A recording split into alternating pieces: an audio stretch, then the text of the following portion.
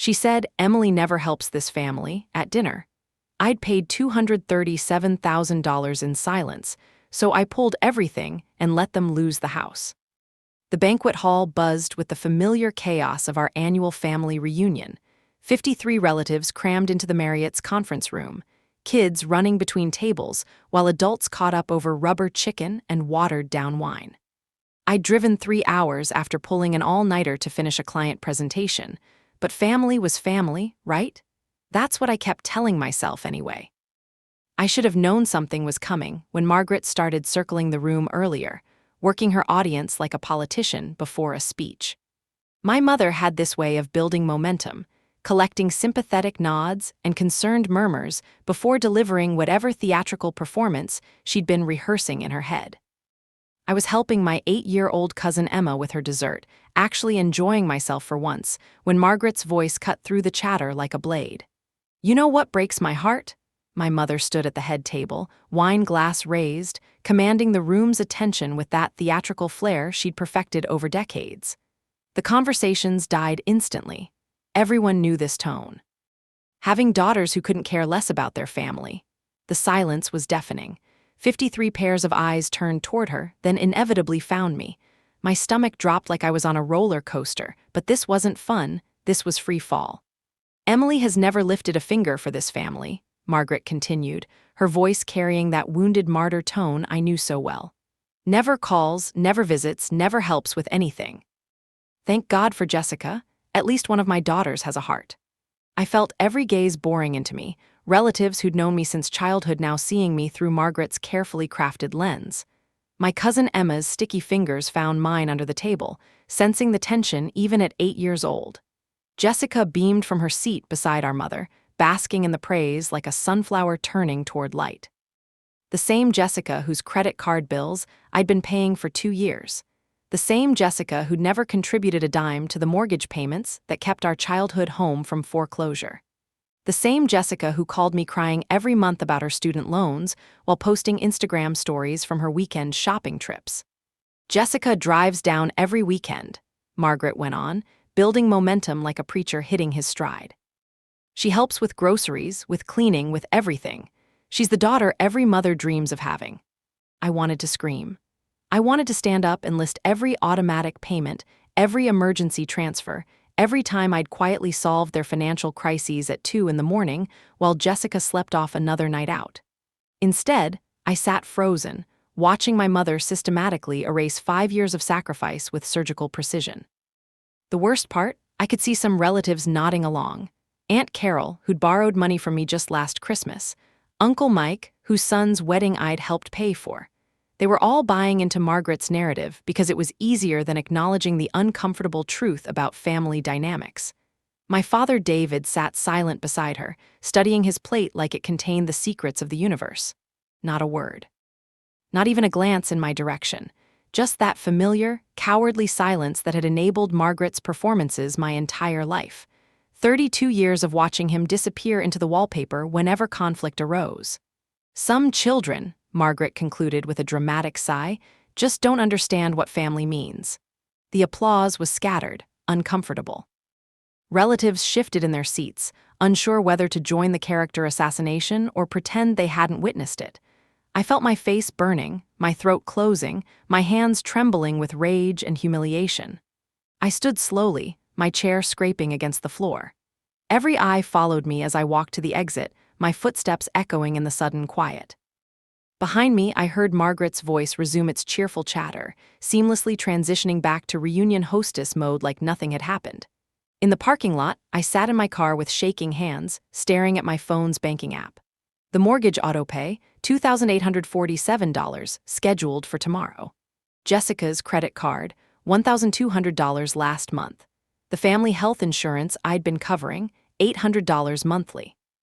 5 years of financial support, erased in 5 minutes of public humiliation. The sound of Margaret's voice echoed in my head. "Emily has never lifted a finger for this family.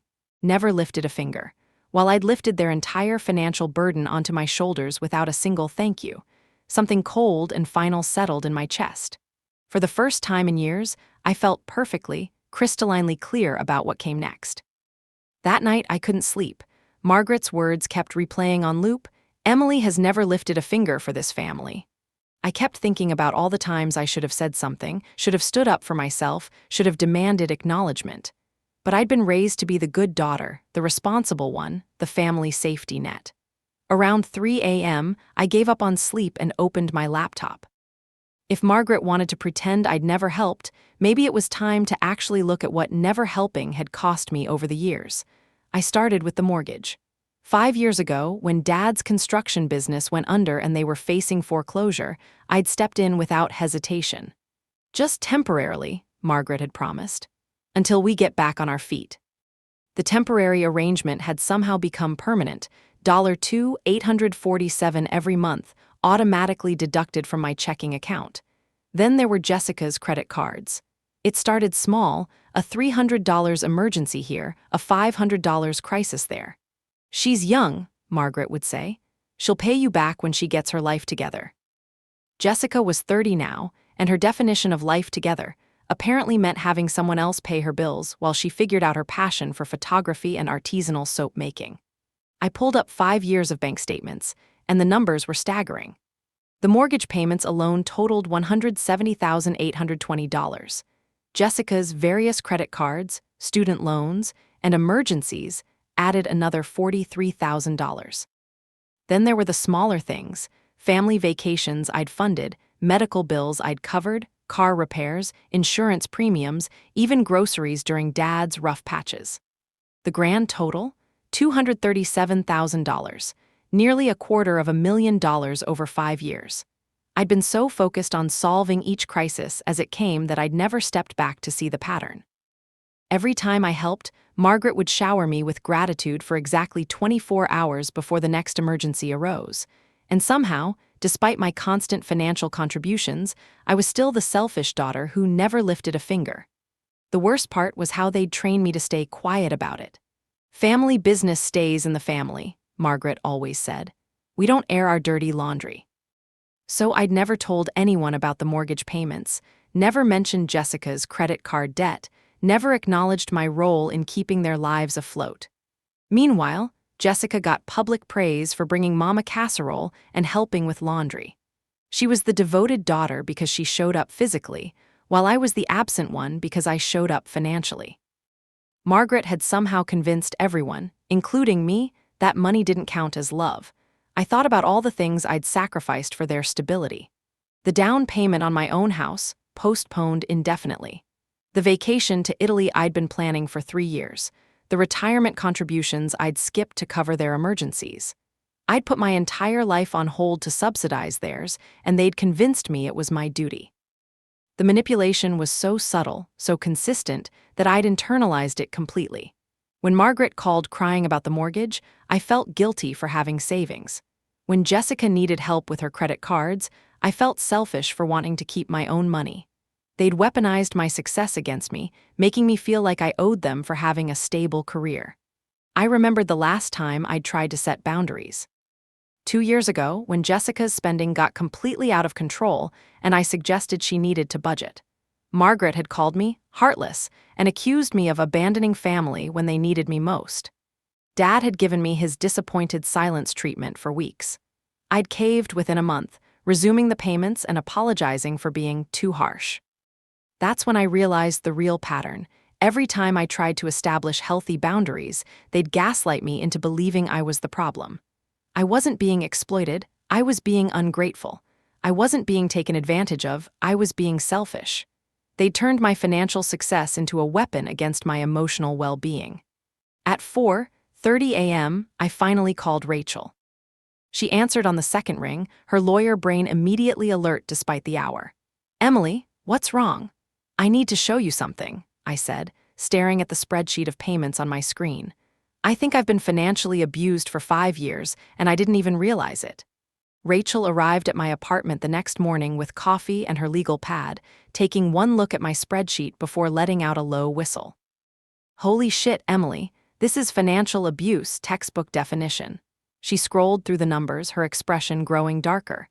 "And the timing of these payments, always right after some emotional manipulation or guilt trip. They've been conditioning you." We spent the morning documenting everything. Rachel had me print bank statements, credit card bills, text message screenshots, anything that showed the pattern of financial exploitation. She was methodical, treating my family drama like the legal case it was becoming. "Look at this," she said, pointing to a cluster of payments from last Christmas. December 15th, mortgage payment. December 18th, Jessica's credit card. December 22nd, your mom's emergency dental work. December 28th, another Jessica payment. 4 major financial hits in 2 weeks, all timed around the holidays when you'd feel most guilty saying no. I remembered that Christmas.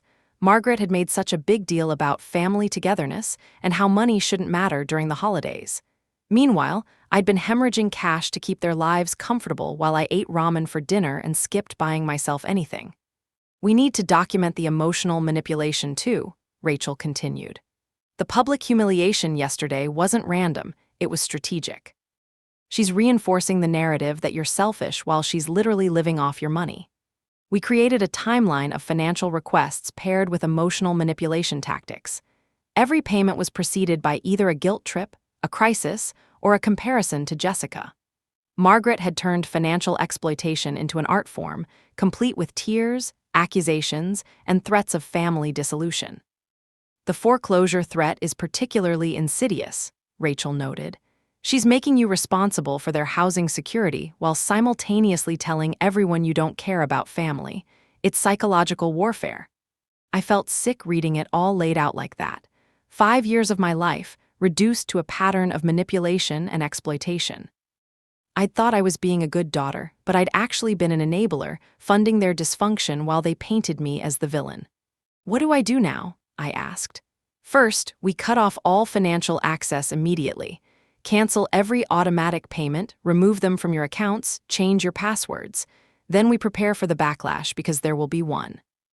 Rachel helped me systematically dismantle 5 years of financial entanglement. We canceled the mortgage autopay, removed Jessica from my credit cards, ended the insurance payments, and closed every avenue they'd used to access my money. Each canceled payment felt like removing a leech. "They're going to panic," Rachel warned. "When the money stops flowing, they'll try every manipulation tactic in the book. Guilt, anger, threats, promises to change, all of it. You need to be ready." We drafted a simple response for when the calls started coming.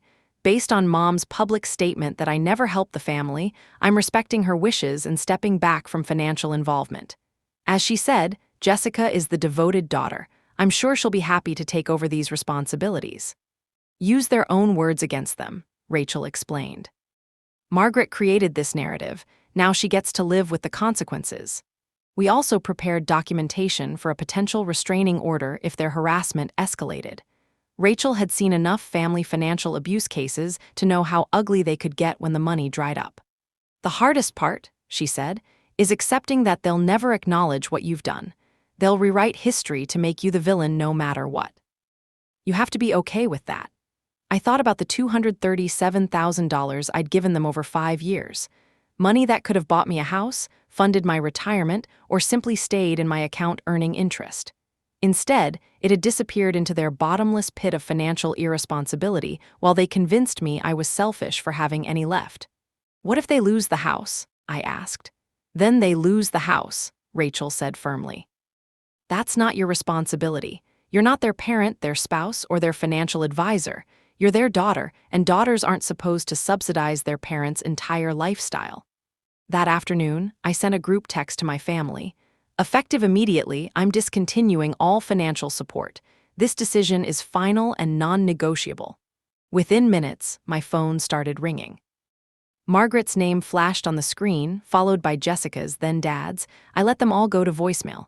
Rachel squeezed my shoulder. "The hardest part is over. You've taken back your power. Now we wait for them to show their true colors." I stared at my phone, watching the missed call notifications pile up. For the first time in 5 years, I felt like I could breathe. The financial bleeding had stopped. Whatever came next, I'd face it as a free woman, not their personal ATM. The calls started within hours. My phone buzzed constantly. Margaret, Jessica, Dad, even relatives I hadn't heard from in years. I let them all go to voicemail, following Rachel's advice to document everything before responding. Margaret's first voicemail was pure panic. "Emily, honey, there's been some mistake with the mortgage payment." The bank called saying it was declined. Can you call me back immediately? This is urgent. By the third voicemail, the mask was slipping. Emily, I don't know what game you're playing, but this isn't funny. Your father and I could lose our home. How can you be so cruel? Jessica's messages were even more revealing. The first was confused. My card got declined at Target. Did something happen to your account? By evening, she was in full meltdown mode. You can't just cut me off like this. I have bills due. What am I supposed to do? Dad, predictably, tried the guilt approach. Your mother is beside herself. She's been crying all day. I don't understand why you're doing this to us. We're family. The voicemails kept coming. 23 in the first day alone. I listened to each one with Rachel, watching the progression from confusion to anger to desperation. It was like watching a drug addict realize their dealer had cut them off. Notice how none of them are asking why you made this decision, Rachel observed. They're not curious about your feelings or acknowledging the reunion incident. They just want their money back. On day 3, Margaret tried a different strategy. She showed up at my office. Emily, sweetheart, we need to talk. She looked haggard, her usual perfect appearance cracking around the edges. I think there's been a misunderstanding. No misunderstanding, Mom. You made it clear at the reunion that I never helped the family. I'm simply honoring your assessment. That's not what I meant, and you know it. Margaret's voice took on that familiar manipulative tone. I was just frustrated. You know how I get at family gatherings. I didn't mean. You meant every word, I interrupted. In front of 53 relatives, you erased 5 years of financial support and called Jessica the only daughter with a heart. So now Jessica can handle the family finances. Margaret's composure cracked. You can't be serious. We'll lose the house. Your father's business is still struggling. Jessica can't? Jessica can't what? Take care of her own mother, but I thought she was the devoted daughter who drives down every weekend to help. She helps in other ways, Margaret snapped. She's emotional support. She's broke, I finished. And you know it. You've all known it for years while I've been subsidizing everyone's lifestyle, but according to you, that doesn't count as helping. Margaret tried tears next. Please, Emily, I'm sorry about what I said. I was wrong, but you can't punish the whole family for my mistake. I'm not punishing anyone, I'm respecting your wishes. You said I never help, so I stopped helping. This is what you wanted. The tears turned to anger faster than I'd expected. You're being vindictive and cruel. This isn't like you. What's gotten into you? What's gotten into me is clarity, I said. 5 years of financial support, and you convinced 53 people that I'm the selfish daughter. That's not a mistake, Mom. That's a pattern. Margaret left my office in a rage, but the calls didn't stop. If anything, they intensified. Jessica started leaving increasingly desperate messages. I'm serious. I can't make rent. My credit cards are maxed out. You can't just abandon me like this. The family pressure campaign expanded. Aunts and uncles started calling, all with the same script. Your parents are devastated. Surely you can work this out. Family is everything. I started forwarding the messages to Rachel, who was building a harassment file. This is exactly what I expected, she said. They're mobilizing the entire family to pressure you back into compliance. Classic abuse pattern. The breaking point came on day 7. Margaret called from the bank parking lot, hysterical. Emily, they're starting foreclosure proceedings. 30 days, please, I'm begging you. I'll do anything. I'll apologize publicly. I'll tell everyone how much you've helped. Just please don't let us lose our home. For a moment, I almost caved. The desperation in her voice triggered every protective instinct I'd developed over 32 years. But then I remembered her words at the reunion, the satisfied smile on her face as she humiliated me in front of the family. Mom, you have 30 days to figure out your finances. Jessica is the daughter with a heart. I'm sure she'll step up. Or maybe Dad can ask his brothers for help. You know, the family members who actually matter. You don't mean that, Margaret whispered. I mean every word, just like you did at the reunion. I hung up and immediately called Rachel. They're about to lose the house. I feel sick. Good, she said firmly. That means the consequences are real. They've had 5 years to get their finances in order while you subsidized their irresponsibility. This is what accountability looks like. That night, I blocked all their numbers. The constant calls and messages were affecting my work, my sleep, my sanity. For the first time in years, my phone was silent. I looked at my bank account balance, money that was actually mine, not earmarked for someone else's crisis. It felt foreign and wonderful and terrifying all at once. The hardest part wasn't the guilt or the pressure. It was realizing that I'd never actually been their daughter, I'd been their financial solution. And now that the money was gone, so was their interest in having a relationship with me. 6 months later, I got the news through a cousin's Facebook post. Prayers for the family during this difficult transition. The house was gone. Margaret and Dad had moved into a small apartment across town.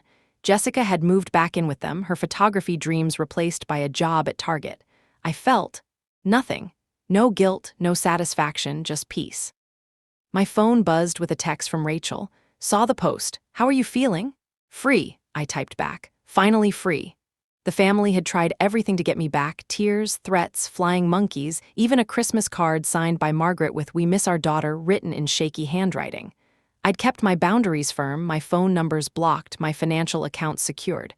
They'd learned to survive without me. Imagine that. I was making dinner in my new apartment. Yes, I'd finally moved out of that cramped studio when I heard laughter from the balcony next door. My neighbor Sarah was hosting her weekly game night with friends who'd become like family to her. Real family, chosen family, that's what I had now too. Rachel, my coworkers, my book club, my hiking group. People who valued me for who I was, not what I could provide. People who celebrated my successes instead of resenting them. Margaret's voice still echoed sometimes. Emily has never lifted a finger for this family. But now I heard it differently. She was right. I'd never lifted a finger for that family. I'd lifted my entire life, my entire financial future, and they'd crushed it without a second thought. The real family I'd built didn't need me to prove my love with money. They showed up when I was sick, celebrated my promotions, and never once made me feel guilty for having boundaries. Sometimes silence and withdrawal are the most honest responses to being devalued. I'd learned that the hard way, but I'd learned it completely. My bank account was healthy. My heart was healthier. And for the first time in 5 years, both belonged entirely to me.